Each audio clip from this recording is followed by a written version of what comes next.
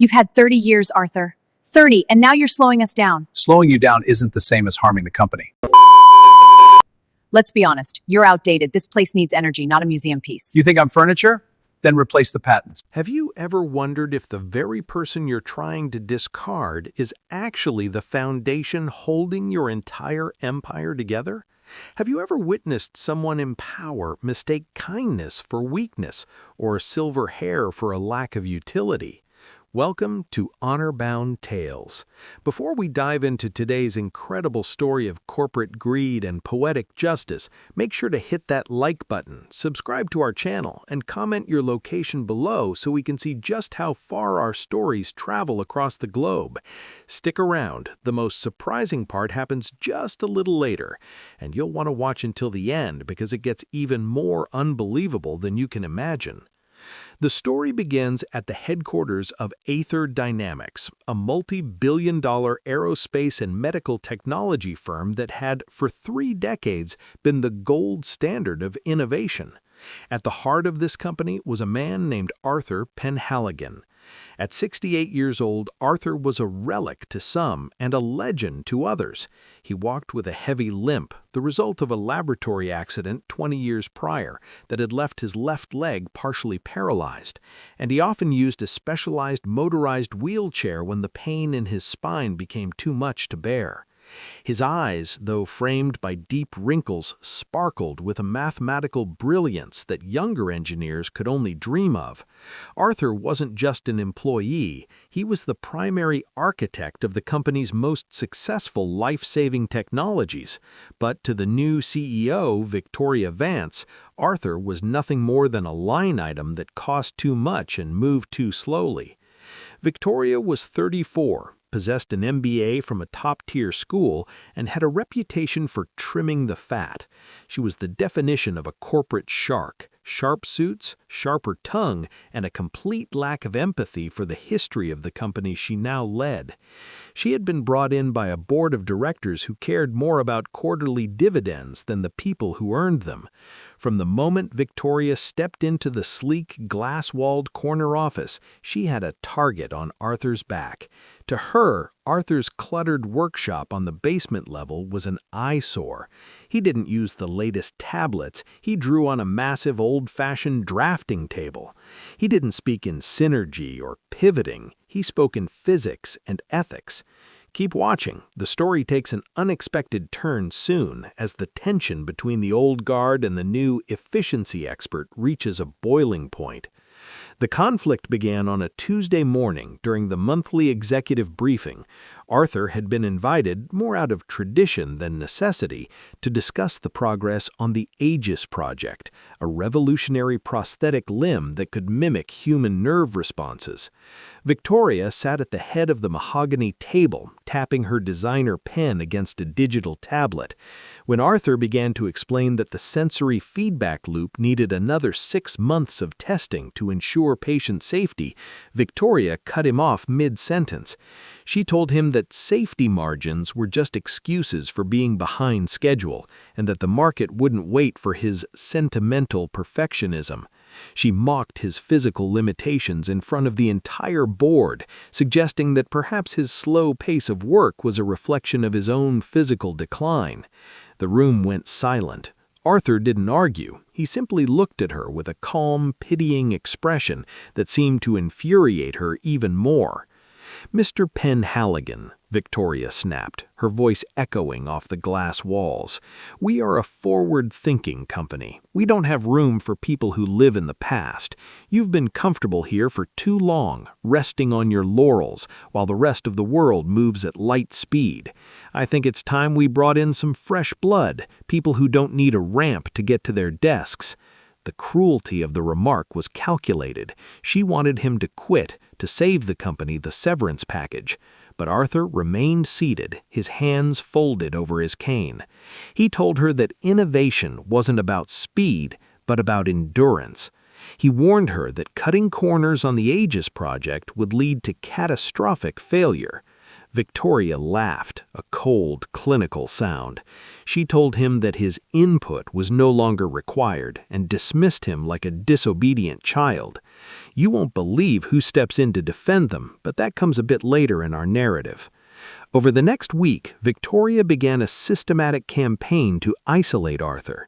She moved his lab to a smaller, poorly lit room near the loading docks, claiming his original space was needed for a new wellness lounge for the younger staff. She restricted his access to the main servers, citing security protocols for non-essential personnel. Yet through all of this, Arthur remained strangely serene.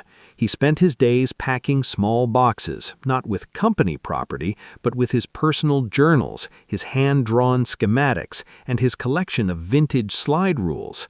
His younger assistants, who idolized him, were in tears, but Arthur simply patted their hands and told them that everything happens for a reason. He knew something Victoria didn't. He knew the history of the company's founding documents that Victoria hadn't bothered to read because they weren't summarized in a PowerPoint deck. The day of the great error arrived on a Friday. Victoria had called a company-wide town hall. She stood on a stage bathed in blue light, announcing a record-breaking partnership with a global defense contractor. The deal was contingent on the Aegis Project patents. As she boasted about the future of Aether Dynamics, she pointed to a slide that listed the company's intellectual property. At the bottom of the stage, near the back, Arthur sat in his wheelchair watching. He knew that the patents she was currently selling were not what she thought they were. Don't go anywhere. The next moment changes everything. After the presentation, Victoria summoned Arthur to her office for the last time. She had a manila folder on her desk, a termination notice. "Arthur, it's over," she said, not even looking up as she pushed the papers toward him. "You're being fired for cause. Insubordination, failure to meet deadlines, and an inability to adapt to company culture. We're offering you a minimal exit package in exchange for a non-disclosure agreement and a full release of any claims. Sign it and you can keep your pension. Don't sign it and we'll tie you up in court until you're 90. She leaned back, a smug smile on her face, convinced she had won. She saw a frail, disabled man who had no cards left to play. She saw a victim. Arthur, however, didn't reach for the pen. Instead, he reached into his pocket and pulled out a small, leather-bound notebook, the original contract he had signed 35 years ago with the company's founder, a man who had been his best friend. "Victoria," Arthur said softly, his voice steady, "you've spent so much time looking at the stock price that you never looked at the foundation. This company didn't start with venture capital. It started with my inventions in a garage, and when we incorporated, your predecessor and I made a very specific agreement." He opened the notebook to a yellowed page and pointed to a clause that had been bypassed by decades of corporate mergers and acquisitions, but never legally nullified.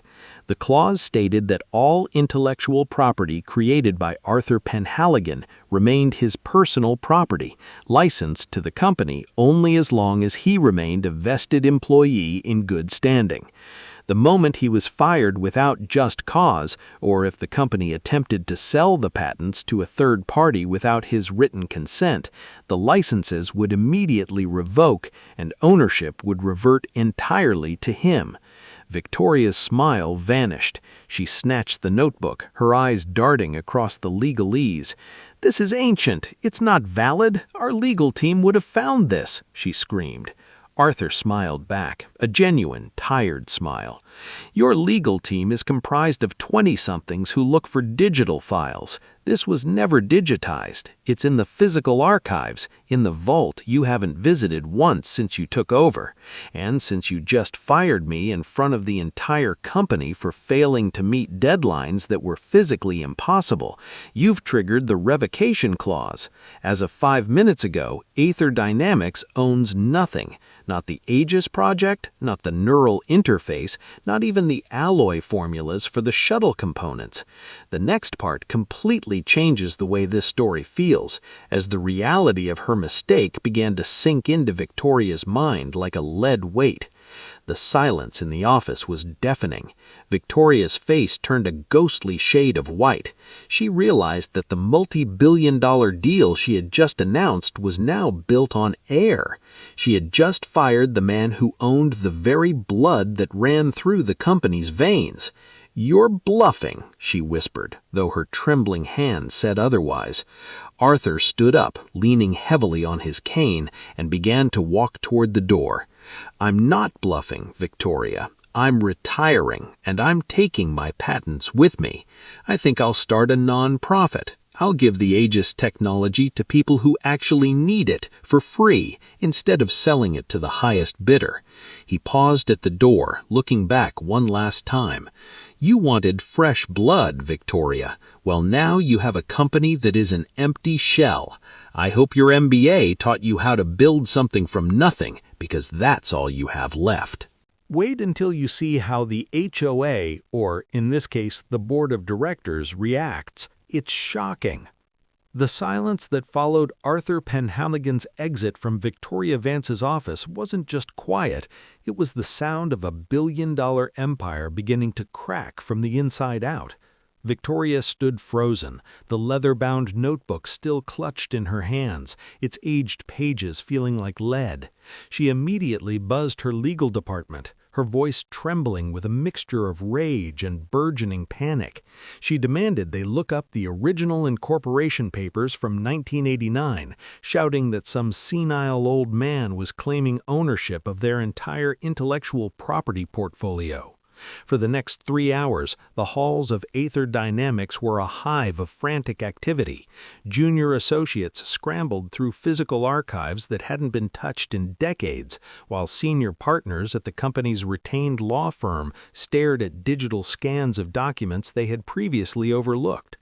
The verdict, when it finally came, was devastating.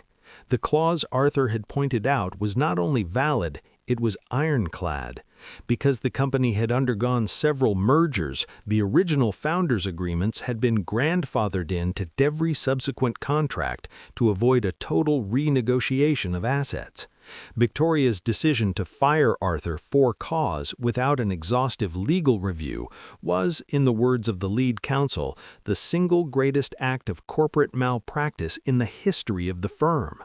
Stay with us. The twist at the end is worth it, as Victoria's attempt to save face only plunges her deeper into the hole she dug for herself. Instead of humbling herself and calling Arthur to apologize, Victoria's first instinct was to go on the offensive. She instructed the IT department to lock down Arthur's personal laboratory and seize all physical prototypes, claiming they were company property regardless of the patent status. But when the security team arrived at the loading dock where Arthur had been relocated, they found the room completely empty. Not only were the prototypes gone, but so were the specialized tools Arthur had built himself over 30 years. Even more shocking was the fact that half of the engineering department was standing there with boxes packed. Arthur hadn't just left, he had inspired a mass exodus. The young engineers, the ones Victoria thought were fresh blood, eager to replace the old guard, had seen how Arthur was treated. They knew that if a legend like him could be tossed aside and mocked for his disability, they stood no chance in Victoria's cold corporate future. What happens after they get the notice? You'll have to see it to believe it, the lead engineer told Victoria as he handed in his badge. He told her that Arthur had offered them all positions at a new venture, one where ethics mattered more than the next quarterly report. By Monday morning, the news of the Aether Dynamics patent crisis had leaked to the press. The company's stock price, which had soared after Victoria's announcement of the defense contract, began to plummet as investors realized the company no longer owned the technology they were trying to sell. The defense contractor called an emergency meeting, threatening to sue for breach of contract and fraud. Victoria, desperate and cornered, attempted to spin the story. She went on a major financial news network, painting Arthur as a disgruntled former employee who was hoarding life-saving technology out of spite. She used his age and his disability as a weapon, suggesting that he wasn't mentally fit to manage such important patents, and that the company was acting acting in the public's best interest by trying to recover them. It was a classic Karen move, blaming the victim while claiming the moral high ground. But the public didn't buy it. Arthur, meanwhile, was at home in his modest garden, surrounded by his former team, quietly filing the paperwork for the Penhaligon Foundation. The ending will surprise you. Stay tuned as the legal battle reaches a climax that no one in the boardroom saw coming. Victoria filed a multi-million-dollar injunction against Arthur, seeking to freeze his assets and force the return of the patents. She thought she could outspend him, dragging the case through the courts until he ran out of money or time. What she didn't realize was that Arthur's best friend, the co-founder who had passed away years ago, had left a massive trust fund specifically for the protection of Arthur's work. Arthur wasn't just a brilliant engineer, he was a man of immense, quiet wealth that he had never bothered to flaunt. While Victoria was struggling to keep her board of directors from firing her, Arthur hired the most prestigious intellectual property firm in the country. The battle wasn't just about patents anymore, it was about the soul of the company. During the first preliminary hearing, Victoria sat at the plaintiff's table, looking every bit the high-powered CEO. Arthur arrived in his motorized wheelchair, looking frail but composed. Victoria's lawyers argued that Arthur had stolen the blueprints during his exit.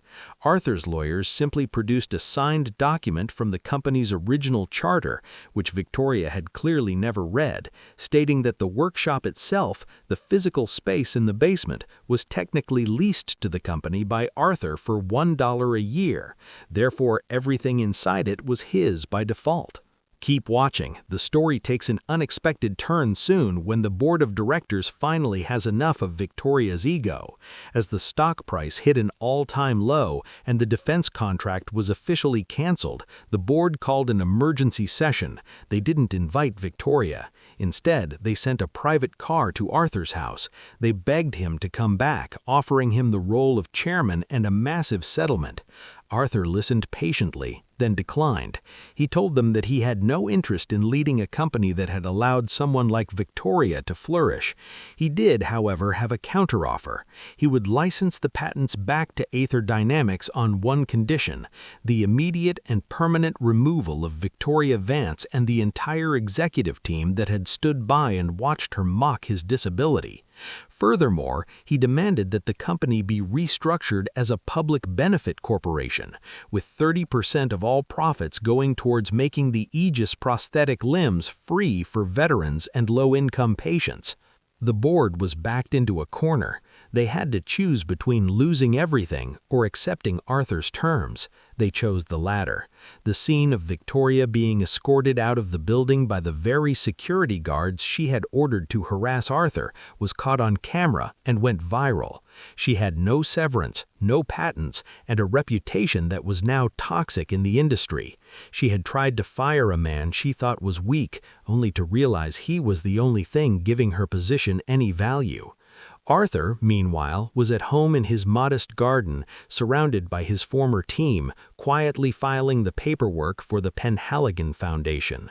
If this story feels familiar, or if you've ever seen someone in power underestimate a veteran of their craft, leave a comment. We'd love to hear your thoughts on how Arthur handled the situation. Did he go too easy on Victoria, or was his poetic justice exactly what was needed? Hit like if you think Arthur deserves all the success in the world for standing his ground. Your support helps us bring more stories of justice and honor to light. Share this story with a neighbor or friend who'd enjoy seeing a Karen CEO finally get what's coming to her. Before you go, make sure to check out our HOA Karen Stories playlist on my channel's page right now for more incredible tales of heroes who got the last laugh against greedy bosses. You won't want to miss the story of the man who got his Trump flag banned by a Republican. Thank you for watching Honor-Bound Tales, and remember, never mistake a person's silence for a lack of a plan. We'll see you in the next story.